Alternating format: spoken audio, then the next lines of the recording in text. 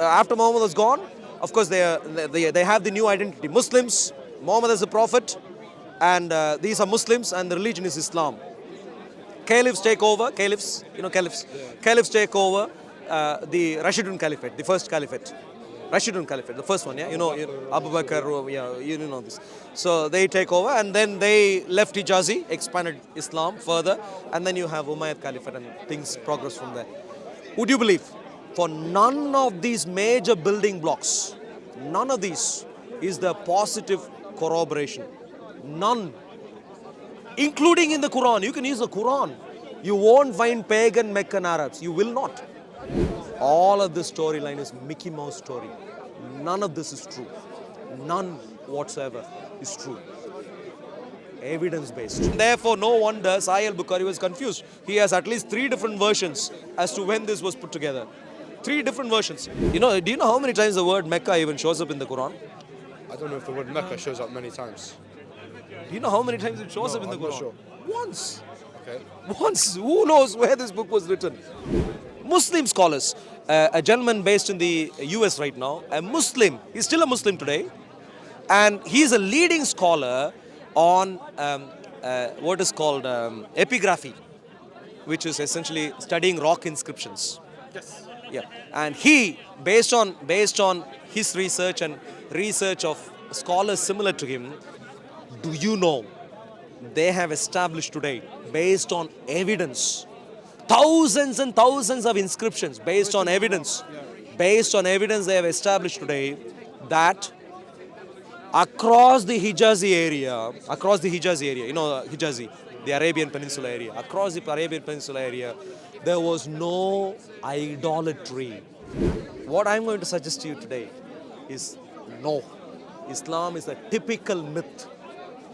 And that is exactly why Sunnis have their own ideas, Shias have their own ideas.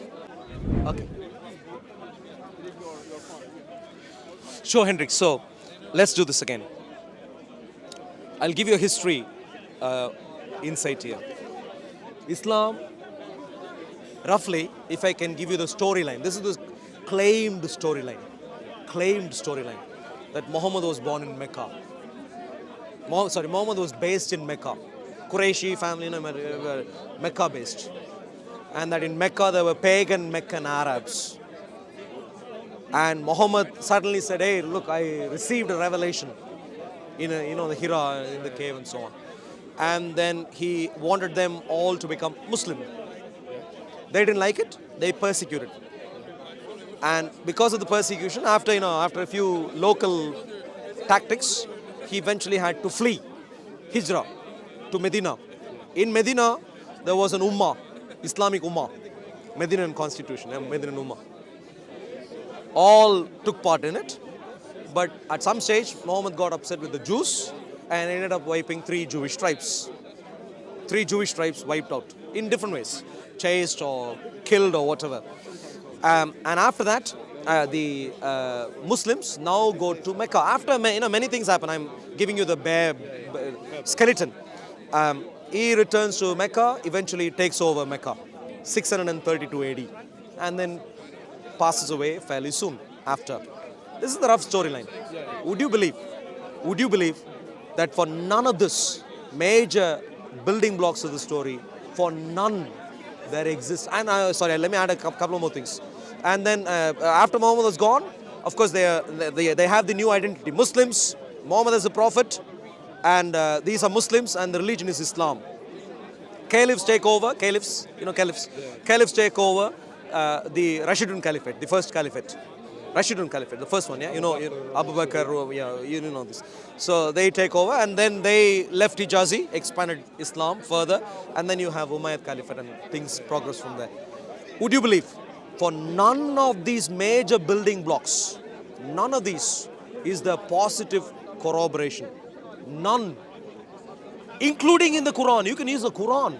You won't find pagan Meccan Arabs. You will not. You will not. Please hear me out and then try and respond. For none of these major building blocks, there is historical positive corroboration. You can use any literature, but contemporary, in some way, shape or form, something which is qualified to talk about these things. you don't find any positive evidence. It doesn't stop there. You actually find plenty of negative evidence, contra evidence, to suggest to us all of this storyline is Mickey Mouse story. None of this is true. None whatsoever is true. Evidence based. In other words, God knows who wrote this book. God knows when it was written. God knows why it was written. And I'm talking about the true God. The true God. Because we clearly know. And therefore, no wonder Sahih al-Bukhari was confused. He has at least 3 different versions as to when this was put together. 3 different versions. One he says Abu Bakr. One he says during the lifetime of Muhammad, it was already written down. And 2 he says no, Abu Bakr wrote it down first time, brought it down first time, put it together first time.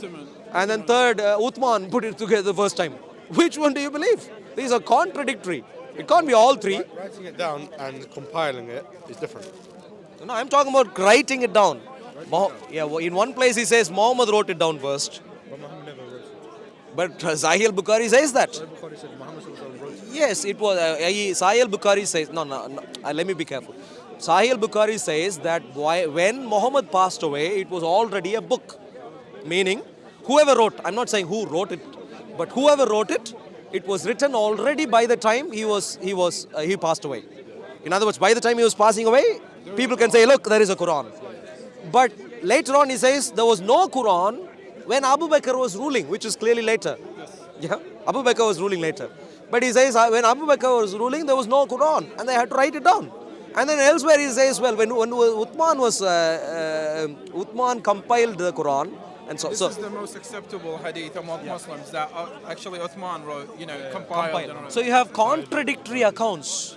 Yeah, but you see the point. So you were a little bit hesitant earlier when I said all of the building blocks, none of the building blocks has positive evidence, all of them have negative evidence. Remember you had a little bit of his.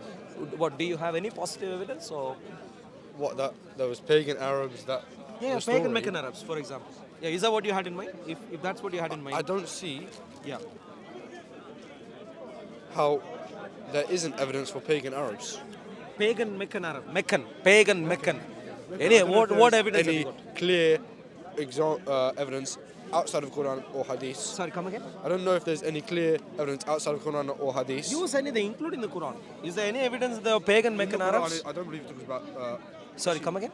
in the Quran, I do believe it mentions pagan Arabs. Meccan. Pagan Meccan. Meccan? I don't think it says Meccan. Mecca, that is important. Because who were the people who chased him away from Mecca? The pagans. Pagan Meccan. They are based in Mecca. But if the Quran doesn't talk about any Meccan-based pagan Arabs, then you have an issue. Well, surely we could assume that it's talking about Meccan. Where? How could? Do you know how many times the word Mecca even shows up in the Quran? I don't know if the word Mecca shows up many times. Do you know how many times it shows No, up in the I'm not Quran? sure. Once. Okay. Once. Who knows where this book was written? And it wasn't even written Mecca, it was written Becca. No, that was another one. So That was another one. Okay, there are sorry, two. yeah. In one place it uses the word Baka, Valley of Baka, Which is in in Jerusalem, going into Jerusalem, and in another place and so that is in Mecca. It's Becca, and there is only. Becca. What's that? What does it say Becca? Why does it? Where? Oh, I can get for you if you want. I need to find the reference. But that's not the main story. The main story is what we're talking about, which is very simply that for pagan Meccan Arabs, there's no evidence whatsoever, even in the Quran. But So basically no what you're saying is that the Quran could be generated in a different area with different Exactly. events. For all that we know, this could be Los Angeles. I'm joking, of course, not Yeah, Los yeah. Angeles. Some Arab, some maybe Definitely somewhere. not Los Angeles. Not Los. But you see what I'm saying? Yeah. Exactly. Good yeah, point. So, yeah. And I'll say one more thing. Quite damaging. Remember, I said no positive evidence. I'll tell you negative evidence. Today, there are leading Muslim scholars. A gentleman based in the US right now, a Muslim. He's still a Muslim today. And he's a leading scholar on what is called epigraphy, which is essentially studying rock inscriptions.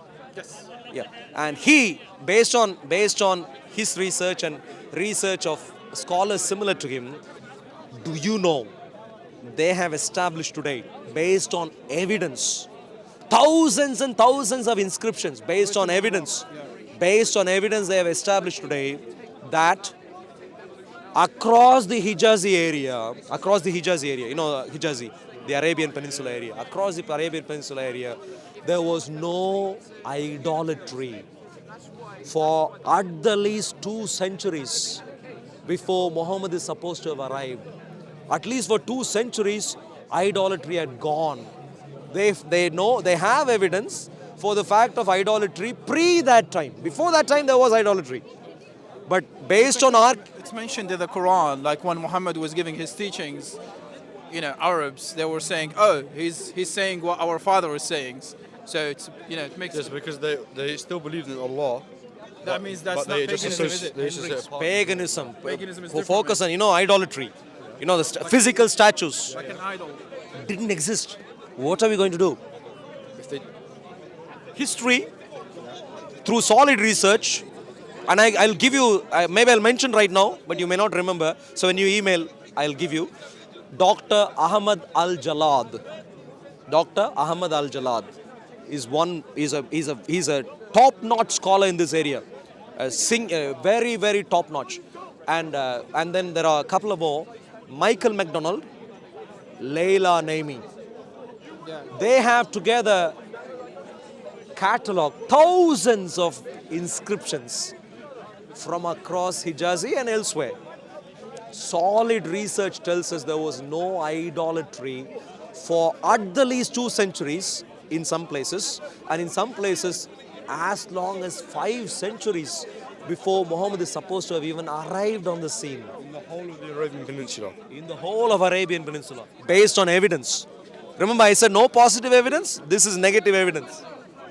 Bear in mind, Christianity existed at that time almost for 600 years, and Judaism Exactly. existed for 1.2k. And remember, essentially the Quran was interacting with Jews and Christians very, very much. Yeah, and especially it was mentioning like in the Quran when Muhammad was warning some of his followers, right? Or like he was warning some of the pagans. He was telling them, "Oh, God is gonna, it's gonna like destroy your houses and destroy everything."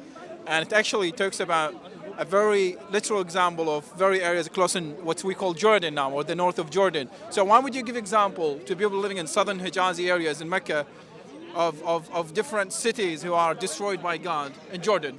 Like, why would you recite such an example and you told people, hey, you see it every day? So clearly that ayah or that verse is talking to different people, not to Hijazis or Arabs. Exactly. In other words, my dear friend, this book is a fantasy book.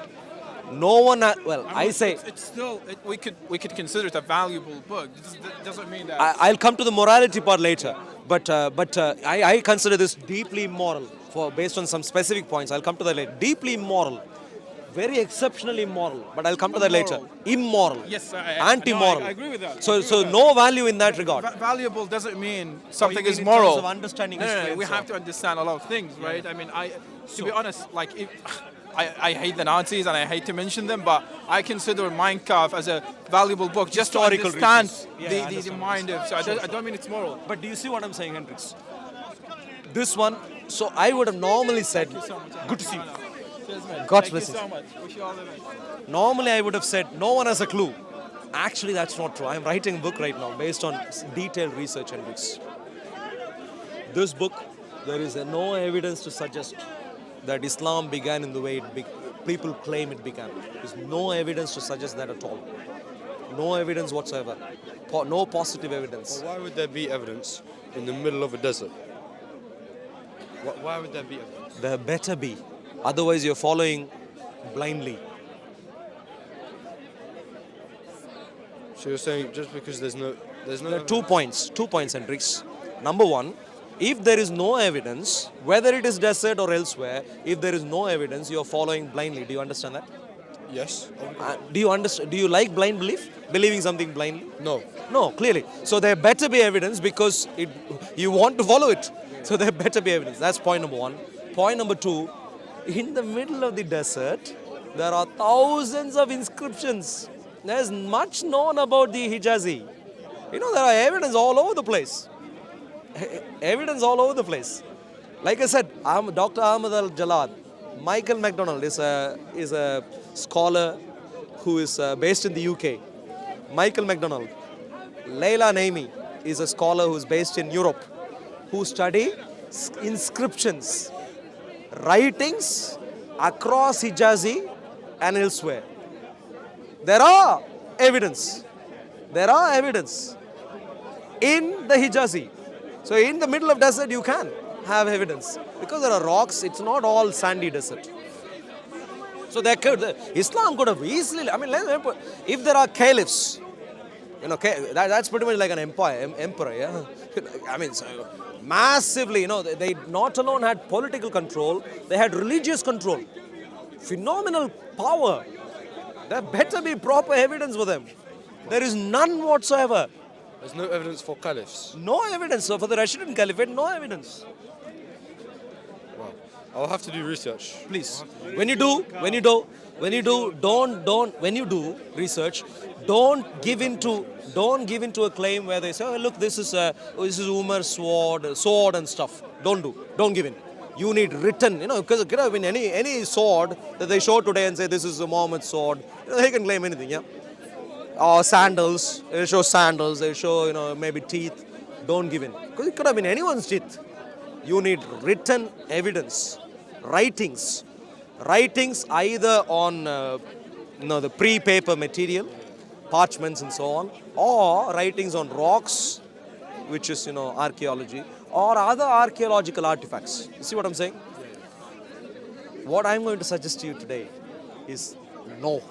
Islam is a typical myth. And that is exactly why Sunnis have their own ideas, Shias have their own ideas. They don't. That's also the same with almost any belief. Like different Christians have different ideas, different Hindu have different ideas. No different Christians have different ideas in relation to the history of Jesus. No. In the history of Jesus, the Ebionites. Come again? The Ebionites and the Nazarenes. Is there any evidence for the Ebionites? For the Ebionites? For the Nazarenes there is. No, Ebionites, is there any evidence? I'm not sure if there's evidence for Ebionites. No, these are figments of imagination from later times. Don't give in. Please, Hendricks, if you remember one word from here, you know what that word should be? Evidence. Evidence. Anyone can tell you any story. Look, I told you a story, yeah? I told you, for instance, that idolatry didn't exist. I told that. It's a claim. To back it up, what did I do? I pointed out to research scholars, Dr. Ahmad Al-Jalad, Leila Naimi, Michael McDonald.